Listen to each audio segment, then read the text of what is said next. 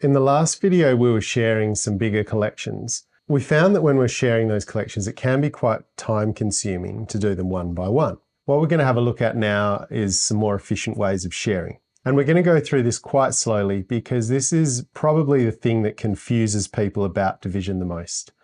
There is a relationship between multiplication and division, but I want to show you exactly how that works so that when we apply it, we understand that what we're doing. To give you an example, I've got here, you have 33 party hats and want to share them between 7 tables. How many will each get?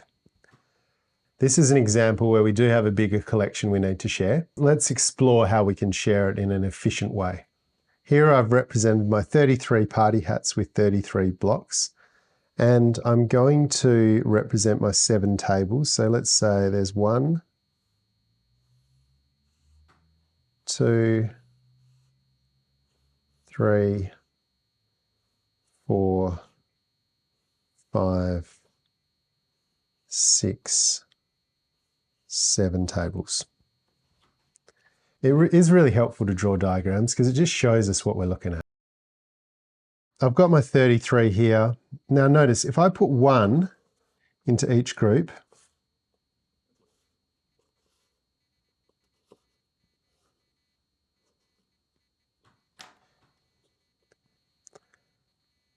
to give them all 1 would be 7 groups of 1, would take 7 blocks. Because we've got these 7 tables, every time we give them each another hat, it's going to take 7 more. So there's another group of 7 to give them 2.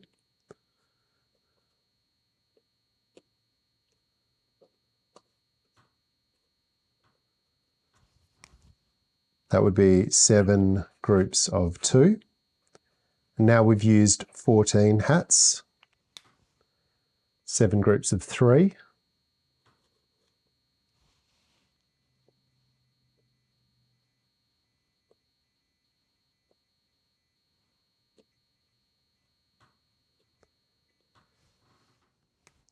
To give them 3 hats each, we've got 7 groups of 3, which means we've used 21 hats.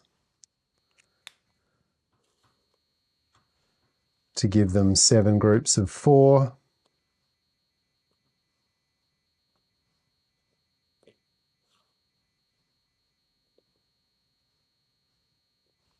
to give them each 4, that's 7 groups of 4, which is 28 hats.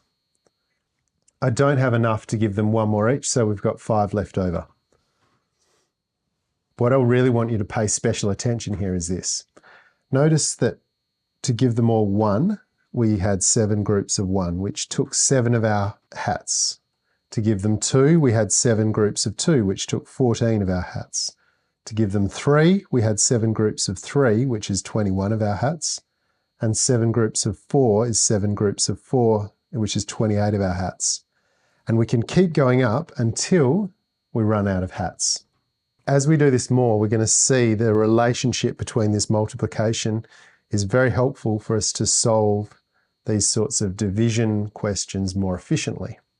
For now, that's all you need to know. Have a go at the attached activity, practice doing this for yourself, and I'll see you in the next video.